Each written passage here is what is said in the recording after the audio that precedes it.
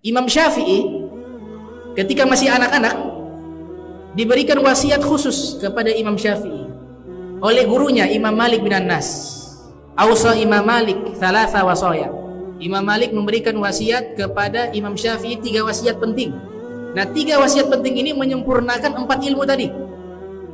3 wasiat penting ini menyempurnakan 4 ilmu tadi. Yang pertama, kata Imam Malik kepada Imam Syafi'i yang masih anak-anak.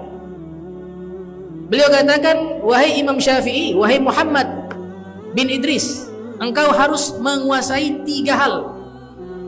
Engkau harus menguasai 3 ilmu, kata Imam Malik. Yang pertama, ilmunya para ulama. Yang kedua, hikmahnya para ahli hikmah. Yang ketiga, obatnya para dokter. 3 wasiat. Kemudian Imam Malik menjelaskan, yang dimaksud dengan ilmul ulama, ilmunya para ulama, anta ta'awwada antakula la adri. Biasakan mengucapkan saya tidak tahu. Jangan so tahu. Biasakan menggunakan kalimat la adri, saya tidak tahu. Nabi Muhammad SAW selalu mengatakan wallahu a'lam. Padahal Nabi, malaikat Jibril datang bertanya wallahu a'lam. Padahal Nabi Muhammad SAW tahu semua ilmu. Cuma ini pendidikan. Kalau berbicara tentang agama harus berhati-hati. Gak boleh asal pakai analogi berpikir, tapi harus pakai ilmu yang bersanad sampai kepada Nabi Muhammad SAW. Ini disebutkan oleh Malik, ilmu ulama, ini ilmunya para ulama.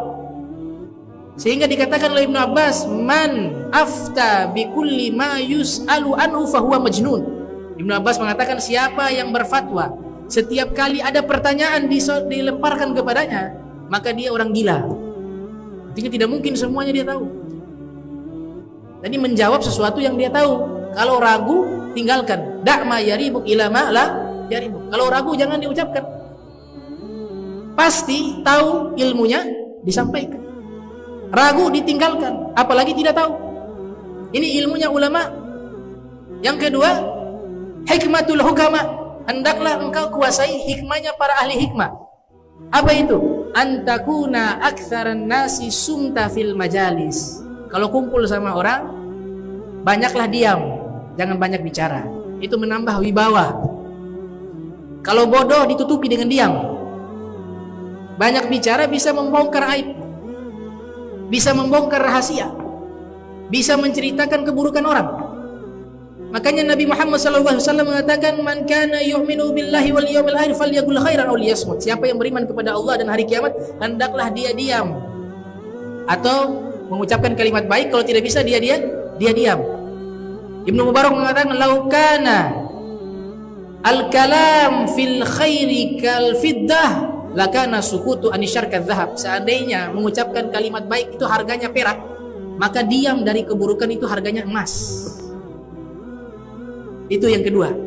Nabi SAW mengatakan as-sumtu sayyidul akhlak. Diam itu adalah pemimpinnya akhlak, kata Nabi Muhammad SAW. Dalam hadis riwayat Ahmad bin Hanbal yang lahir 164 Hijriah, meninggal 241 Hijriah, Nabi SAW bersabda, la yastaqimu imanu 'abdin hatta yastaqima qalbuh. Tidak akan bisa lurus imannya seorang hamba terkecuali hatinya lurus. Wala yastaqimu qalbuhu hatta yastaqima lisanuh. Dan tidak mungkin hatinya bisa lurus kalau lisannya lurus. Kecuali lisannya lurus, baru hatinya bisa lurus. Karena innal kalama la fil fuadi wa innama ju'ilal lisani 'alal fuadi dalila. Karena ucapan ini menggambarkan keadaan hati seseorang. Terakhir, tibul attiba. Engkau harus kuasai obatnya para dokter. Obatnya para dokter. Maka Imam Malik mengatakan obatnya para dokter adalah engkau sedikit makan. Anistahaita ta'aman faqallil minhu. Kalau kau ingin makan, faqallil minhu, sedikitkan makananmu. Jangan sampai kenyang. Faqallil minhu. Qadra mustata, makan secukupnya. Ketika lapar sudah hilang, itu sudah cukup. Walam takum min ta'amik wa anta syabi'un minhu. Jangan sampai kau makan sampai kekenyangan. Kau bangun dari makan dalam keadaan kekenyangan, maka akan memunculkan penyakit. Inilah 3 wasiat Imam Malik kepada Al-Imam Syafi'i